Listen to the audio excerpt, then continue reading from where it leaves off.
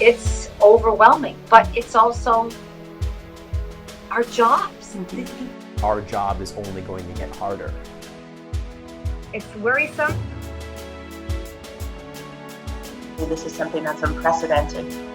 Now is not the time to be a cowboy. No one has anything to prove. We're all in this together.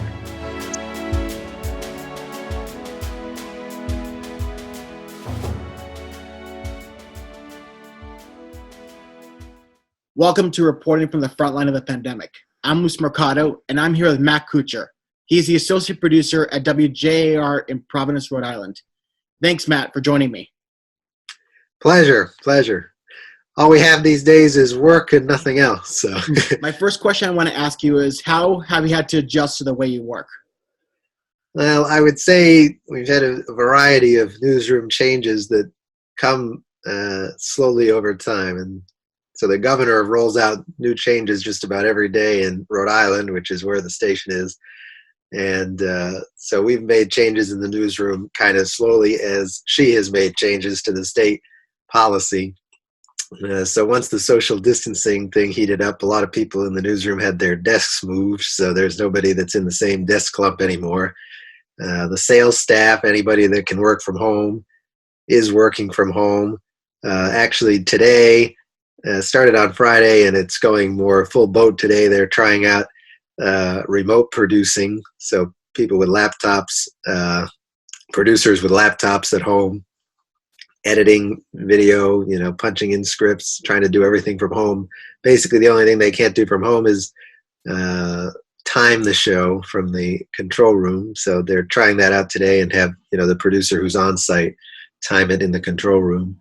As for me personally, it's meant that as people have to stay out for whatever reason, if they're coming from out of the country, you got to stay out for 14 days, I think it is the state policy.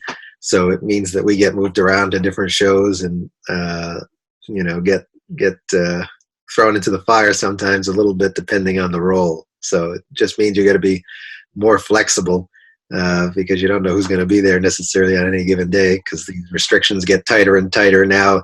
The most recent one is that I think if you come from out of state, you get a quarantine for 14 days. So even let's say someone was in Connecticut to visit someone, I guess by technically when they come back, they're supposed to be self-quarantining. So as the restrictions get tighter, we see changes in the newsroom. I've noticed on the news too, Massachusetts has done their own version of you flying, you quarantine. And Florida too is doing, down here in Miami, they're doing something similar to if you fly in from New York or Jersey.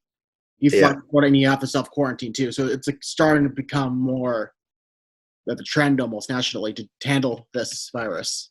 Yeah, and we saw this week where the governor of Rhode Island and the governor of New York were going back and forth because the governor of Rhode Island had set it up that if you came into the state with the New York plate, they were going to stop you on the highway if they identified you and just let you know that you had to go into a 14-day quarantine. And the governor of New York didn't like that, Andrew Cuomo. And the ACLU didn't like that, the fact that they were stopping people just because they had New York license plates. And since then, they've come to some kind of an agreement where the governor of Rhode Island has overturned the policy. I don't know exactly what that means in terms of how they're doing it. The quarantine for the New Yorkers is still in place, I believe, but they're just not going to stop them on the highway. And since you talked about all those restrictions and how you're adjusting the newsroom, how has WJAR also dealt with when it comes to covering the pandemic and the news and everything? Sure.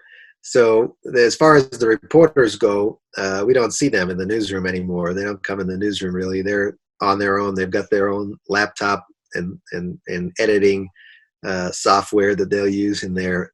Basically, all of them have an assigned, station vehicle that they can use, and they go out and work on their packages for whether they're on the morning show or they're on the evening, whatever it may be. And we don't see them in the newsroom. They have access to what we would call the garage area, and they can come in and get, a camera or whatever if they're MMJing it, as we would say, if they're going one-man band. But for the most part, they're assigned to a photographer, and they try and keep those two people together. They have new microphone sticks that they're using. A lot of stations have done that, where it's almost looks like a selfie stick where you can pull it out and you got the microphone flag on the end of it, so that they can be socially distanced from whoever they're interviewing for a package or whatnot. And they'll do it, whichever way they can. They'll send it sometimes via WeTransfer or software like that, where you can transfer video files. And so it's a little different than it used to be, where they would, come back in the building and edit in the edit booths on the desktop computers. So they've had to adapt the operations for the reporters, just to keep less people in the building is the goal with that, and have less people, clumped up all together in the building. Mm-hmm. I think with the reporters, you notice the most change in operation. The other huge thing is the Skype and FaceTime interviews, obviously. And, seeing what works best for that. They can record them through the control room, and they've gotten creative with it the last week or so, where they've had different graphics. It looks like a Mac computer desktop, and they've got the person inside of that for the video, and just, searching for ways to make it look the best on air, because obviously you're depending upon the person's who you're interviewing, their camera quality for how it's going to look on the air. You can't, go install a camera for them. So playing around with that has been part of it too. What's going to look best on the air for the Skype and FaceTime interviews. And so you just said all that situation going on at the station. Like, what has been the hardest thing about covering this pandemic from the standpoint of an associate producer?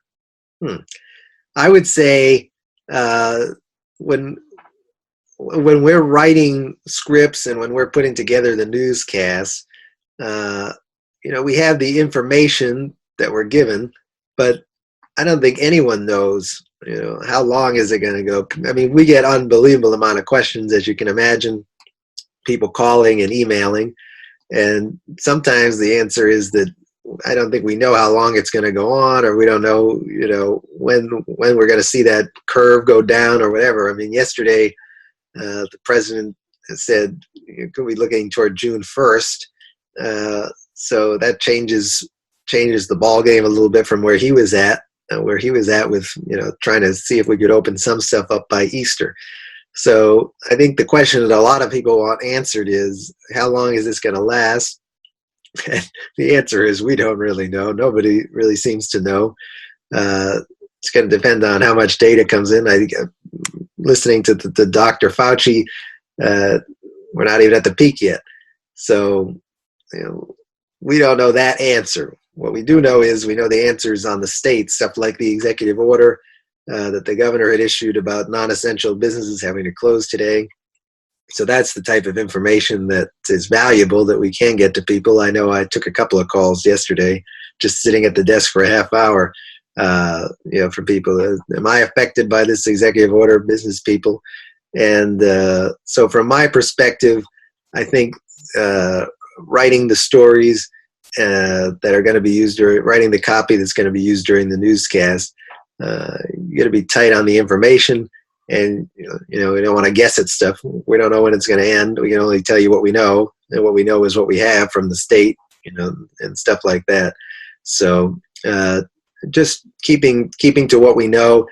The other thing is, when I'm writing any scripts or anything like that, you want to be conscious of the fact that the last thing you want to do is get people into more of a panic than they're already in. I think writing it in a way that's not sensational or anything like that, or blows out the breaking news, is something that I would try and focus on as well.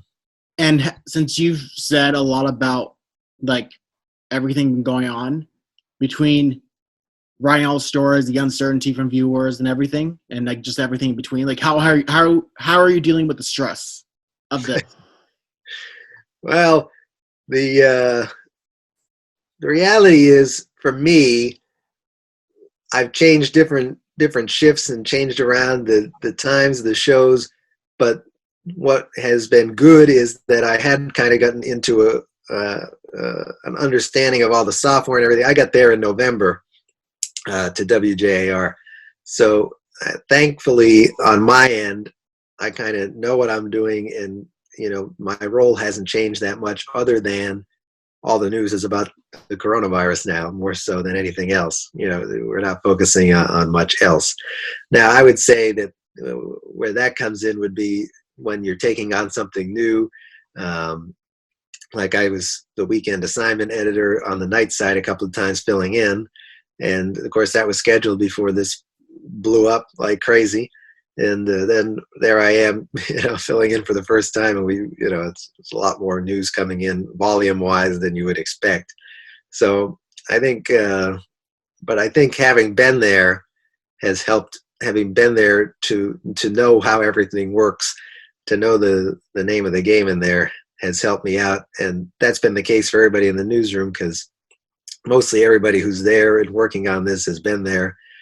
We have one new reporter who just came in who's done a fine job with it. But mostly, I think that helps us, that even though it's all coronavirus, we're still, for the most part, on the doing the same things for the show and following the same procedures that we have been for the last few months. So I think that's helped to really avoid that problem. So to a large extent. Since you mentioned about the schedule being shifting, or your schedule shifting around and everything, like how have you been able to maintain a balance of working at the station and also like being at home, and how doing that balance? Well, the coronavirus has helped, because of course all you get to do is sleep and go in there. So basically I can change my sleep schedule around however I'd like, and go in at 2 a.m. or go in at 2 p.m. and and have the day off, and then adjust because I got nowhere else to go. So in that sense, the adaptation has been fine to the shifting schedule, because there's nothing else to do but adapt to the shifting schedule. In fact, I'll tell you, I came from MLB Network, where I was last summer, and talking to those guys that I worked with, most of them are off now. They're very limited on what they're doing as far as production there, of course, because the season is on delay, baseball season on delay with the coronavirus. And so, a station like that, or a network like that, I would probably be not working much at all, if at all, because it's so tied to Major League Baseball. So the fact that we are working our regular routine, my schedule jumps around even before the coronavirus. So this actually gives me more time to adjust to the changing schedule than if I have other things going on. I'm a baseball umpire as well, which would have been getting started last Monday. So this actually gives you plenty of time to adapt to the up and down schedule. I will say that. So what is, like, 'cause you just brought up your baseball umpire, what's that supposed to be exactly? Well, normally our games would have started. We would have started having scrimmages for the season on Monday last week for the high school season. But of course, with schools out, that's delayed, and none of the local leagues are going to start up until this has passed. The Little League International has recommended not starting any leagues till May 11th at the least. So normally I'd be, balancing the two schedules where I could get to the ball games on time to umpire, but that's going to be delayed until baseball is back. So that's off the board, and this is you're able to solely focus on this. So that's helped, as you said, to adjust, I think, more than anything. And one of my last questions I want to ask you is, what's your advice to anyone wanting to go into broadcast journalism and news? Well, my thing I was thinking was, I wonder how much turnover there will be in the coming months, and as far as jobs opening up and people on the move, because everybody's kind of been put on hold, right? So, I mean, it's going to be tough, especially if you're coming out of school right now at the end of May. Depending on what the situation is, you're going to be quarantined in your home, and you're trying to look for a job maybe not at your home, right? So my first piece of advice would be to be patient in that regard, because I think from what I've seen, and certainly with the connections at Emerson, that Marcia has and that others have. It'll open doors for you in the broadcast journalism aspect of it. And the other thing is, I think it makes a big difference that you're on top of things in the news. If I go into the newsroom and I haven't paid any attention to the news and I just show up, well, I am basically unprepared, even though I haven't, been in dereliction of my duty I'm not required to keep up with the news on my time off.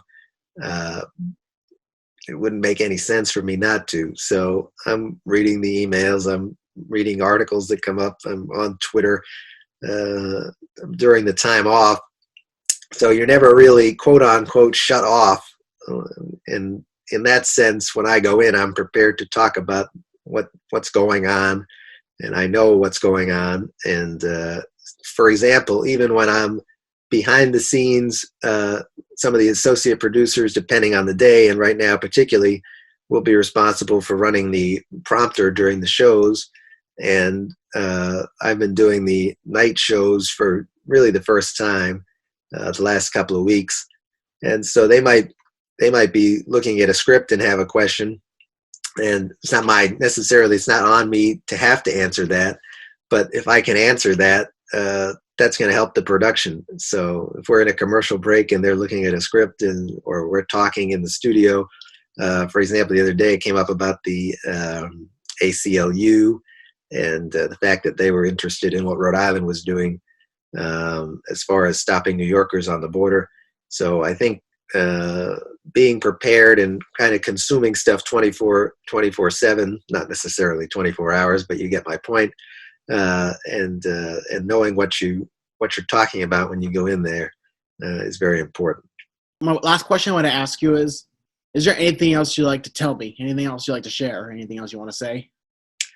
Well, I'd say what's interesting to us with the coronavirus is the changes are so incremental that it's like you get something new every day, and it's a little something new. Like they changed the schools, they closed the schools for a little while, and they closed them for a little longer. And so really the flow hasn't stopped as far as the coronavirus goes. I mean, these shows that we're doing, we've been doing an hour-long 11 o'clock show last week just to get more information out there. And the whole thing is coronavirus for the most part. Our sports guys have been doing some different stuff. Like that's my background, is more with sports stuff. And so our primary sports anchor, he's anchoring the 10 o'clock news right now, as the sole anchor. And that allows the 11 o'clock news team, the night team, as we call it, to get ready for their, what was an hour-long 11 o'clock show the past week and a half or so. So the other thing to me that has happened with it is, as I talked about myself being in different roles, that's applying to everybody in the newsroom that's having to pick up, some differences in their day. And most clearly in sports, some of the sports reporters have done packages on, non-sports topics. And these guys never expected, this to happen come March. They've been doing sports for years, but they're being asked to move around and help cover the coronavirus. And to their credit, they've done a good job picking up on angles within sports that can relate and kind of keep sports in the fold while also considering the coronavirus. For example, this week, one of the sports reporters who's working from home did a FaceTime interview with the head of the Tennis Hall of Fame in Rhode Island, which they have a summer tournament, and that was interesting to see what they're doing and how it's impacting them. So to me, you'd expect the change to an associate producer schedule. You'd expect a producer to be moving all around. But the fact that even veteran, sports anchor is doing news anchoring at 10 o'clock shows you that they're changing just about everything around really to cover this. Because I noticed that same thing happening too here in Miami. A lot of the sports reporters, even the sports, he was like the lead, like the director for the sports news. even he now became a reporter on coronavirus stuff now. Now he doesn't, the sports section's out the rundown. And now it's Yep. coronavirus down here in the county. Yep, and they've been doing some sports this past week with the hour-long show. Kind of breaks it up a little bit. They'll do 2 minutes or so of sports, and there is still sports news because obviously with the coronavirus, so much is going on in the sports world. Everything's being delayed and canceled. They're talking about plans and how they're going to do this. And in our case, covering a local market, it's important too. With the high school sports, people are wondering what's going to happen with that. And the Rhode Island and Massachusetts interscholastic leagues have been making announcements and stuff like that. So people are still interested in what's going on with the sports. And to their credit, down here again, they've been creative too. With one of the reporters and anchors for sports started a play of the night challenge, where kids could go out in the yard and submit a trick shot or a trick play or whatever from their sport, and we've been picking a play of the night to put online and put on the air at times. So yeah, that's been a whole adaptation with the sports guys and with what we're doing for sports. Wow. Thank you, Matt, for taking the time to talk to me, and thank you for the work you're doing to keep us informed and safe. Of course, of course. And I will mention one more thing on that point that you just said that. One other thing that I neglected to mention is, as far as everything changing, is the governor's press conferences now. There's no reporters in the room in Rhode Island. The questions are submitted in advance, and then someone's there to read them to her. So that just goes to show you how everything is changing by the minute down here. Thank you all for watching this episode of Reporting from the Frontline of the Pandemic. I've been talking with Matt, the associate producer from WJAR in Providence, Rhode Island. I'm Luis Mercado.